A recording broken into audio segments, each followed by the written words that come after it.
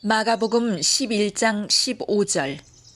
그리고 그들은 예루살렘에 들어갔다.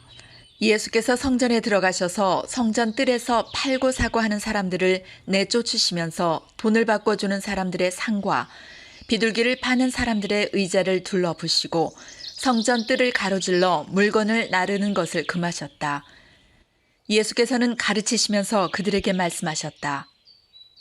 기록한 바 내 집은 만민이 기도하는 집이라고 불릴 것이다 하지 않았느냐. 그런데 너희는 그곳을 강도들의 소굴로 만들어버렸다. 대제사장들과 율법 학자들이 이 말씀을 듣고서는 어떻게 예수를 없애버릴까 하고 방도를 찾고 있었다.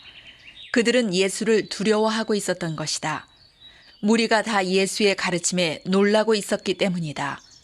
저녁 때가 되면 예수와 제자들은 의례 성 밖으로 나갔다. 이른 아침에 그들이 지나가다가 그 무화과 나무가 뿌리째 말라버린 것을 보았다. 그래서 베드로가 전날 일이 생각나서 예수께 말하였다. 랍비님, 저것 좀 보십시오.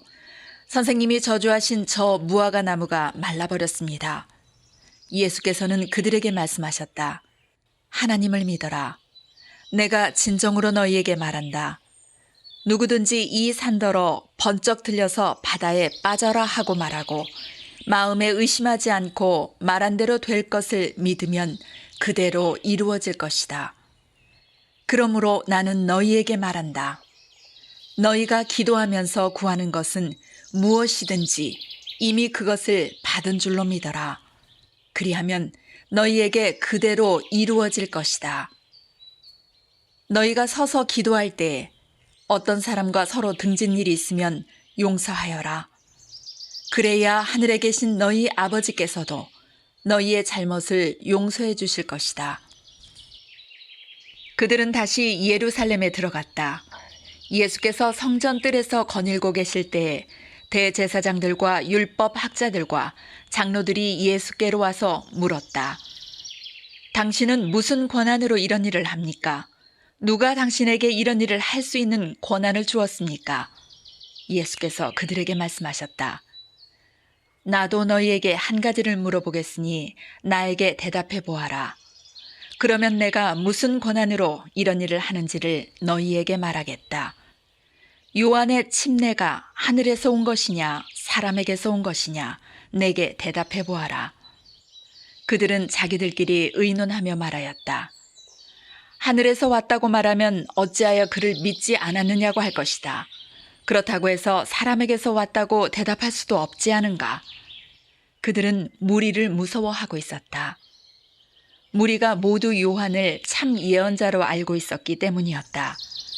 그래서 그들이 예수께 대답하였다. 모르겠습니다. 예수께서 그들에게 말씀하셨다. 나도 내가 무슨 권한으로 이런 일을 하는지를 너희에게 말하지 않겠다. 마가복음 12장 1절. 예수께서 그들에게 비유로 말씀하기 시작하셨다. 어떤 사람이 포도원을 일구어서 울타리를 치고 포도즙을 짜는 확을 파고 망대를 세웠다. 그리고 그것을 농부들에게 세로 주고 멀리 떠났다. 때가 되어서 주인은 농부들에게서 포도원 소출의 얼마를 받으려고 한 종을 농부들에게 보냈다. 그런데 그들은 그 종을 잡아서 때리고 빈손으로 돌려보냈다. 주인이 다시 다른 종을 농부들에게 보냈다. 그랬더니 그들은 그 종의 머리를 때리고 그를 능욕하였다. 주인이 또 다른 종을 농부들에게 보냈더니 그들은 그 종을 죽였다.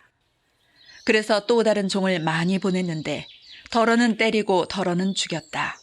이제 그 주인에게는 단 한 사람, 곧 사랑하는 아들이 남아 있었다. 마지막으로 그 아들을 그들에게 보내며 말하기를 그들이 내 아들이야 존중하겠지 하였다. 그러나 그 농부들은 서로 말하였다. 이 사람은 상속자다. 그를 죽여버리자. 그러면 유산은 우리의 차지가 될 것이다. 그러면서 그들은 그를 잡아서 죽이고 포도원 바깥에다가 내던졌다.